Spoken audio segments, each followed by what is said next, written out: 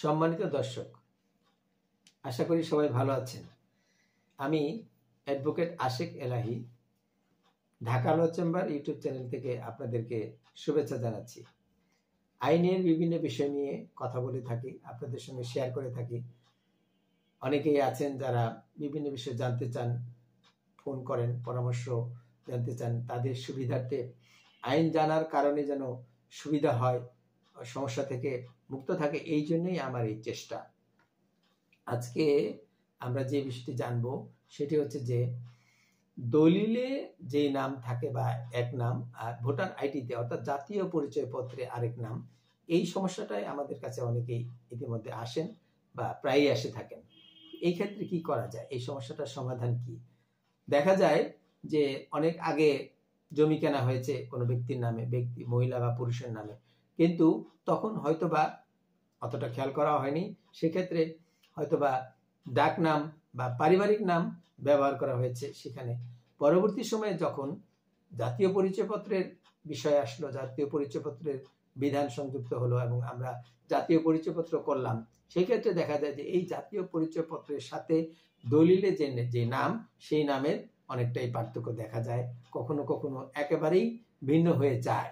এই জায়গায় এসে পরবর্তী সময় এই দলিল দিয়ে নামজারি করা বা অন্য যে কোনো আইনগত কাজ করার ক্ষেত্রে জটিলতার সৃষ্টি হয়।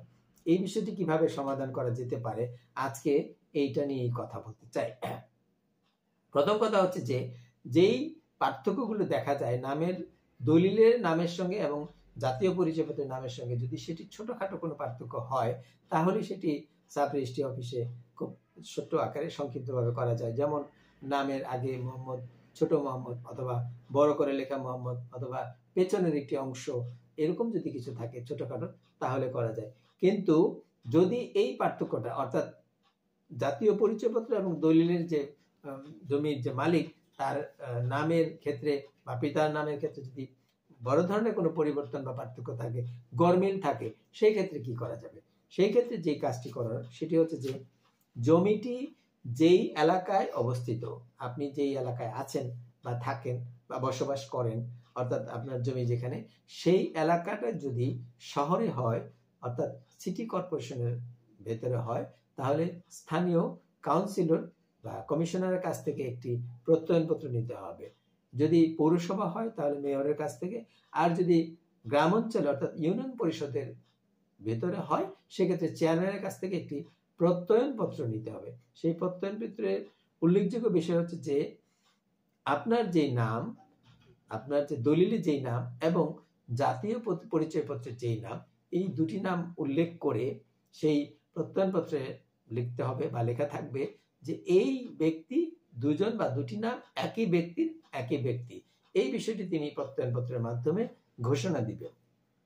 এই প্রত্যয়নপত্রটি আপনি সংগ্রহ করার পর পরবর্তী কাজ হচ্ছে যে এই প্রত্যয়নপত্র সহ প্রথম শ্রেণীর ম্যাজিস্ট্রেট কোর্টে অর্থাৎ জুডিশিয়াল ফার্স্ট ক্লাস ম্যাজিস্ট্রেট বা জুডিশিয়াল ম্যাজিস্ট্রেট বা মহানগর মুখ্য আইনজীবীর, মুখ্য হাকিমের বরাবর বা উপস্থিত হয়ে আপনাকে একটি এফিডেভিট করতে হবে।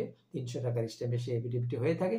সেখানে আপনি যে বিষয়গুলো উপস্থাপন করবেন, একজন বিজ্ঞ আইনজীবীর মাধ্যমে এই এফিডেভিটটি আপনি উপস্থাপন করবেন এবং আপনার সমস্যাটি বিজ্ঞ বিচারক ম্যাজিস্ট্রেটের কাছে আপনি উপস্থাপন করবেন। তিনি যদি সন্তুষ্ট হন তাহলে আপনাকে সেটি অনুমোদন করবেন। অর্থাৎ এই এফিডেভিটটি করার সময় আপনার যে কাজটি করতে হবে, আপনার জমির দলিলের কপি, আপনার জাতীয় পরিচয়পত্রের কপি এবং আপনার সঠিক নাম, আরো যে অন্য কোনো কিছু যদি থেকে থাকে সেটি সহ আপনার ছবি সহ আপনি বিজ্ঞ আইনজীবীর কাছে উপস্থাপন করবেন। আইনজীবী এই এফিডেভিটটি তৈরি করবেন, হলফনামাটি তৈরি করবেন এবং ম্যাজিস্ট্রেটের সামনে আপনাকে উপস্থাপন করবেন। ম্যাজিস্ট্রেট, বিজ্ঞ ম্যাজিস্ট্রেট আপনাকে জিজ্ঞেস করবেন যে সমস্যাটি কি। তিনি যদি সন্তুষ্ট হন তাহলে তিনি এটি অনুমোদন দিয়ে দিবেন।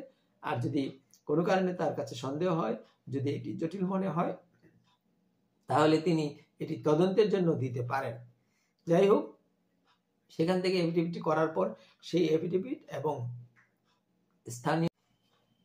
স্থানীয় কর্তৃপক্ষের প্রদত্ত প্রত্যয়নপত্র এবং বিজ্ঞ আদালতের হলফনামা, এই দুইটি নিয়ে আপনি যেখানে পরবর্তী সময়ে নামজারি অথবা সাব রেজিস্ট্রি অফিসে অর্থাৎ যেখানে দলিলটি সংশোধন পূর্বক আপনার নামের গরমিল সংশোধন করার ক্ষেত্রে প্রয়োজন, সেই জায়গায় উপস্থাপন করে আপনি আপনার কাজটি সারতে পারেন।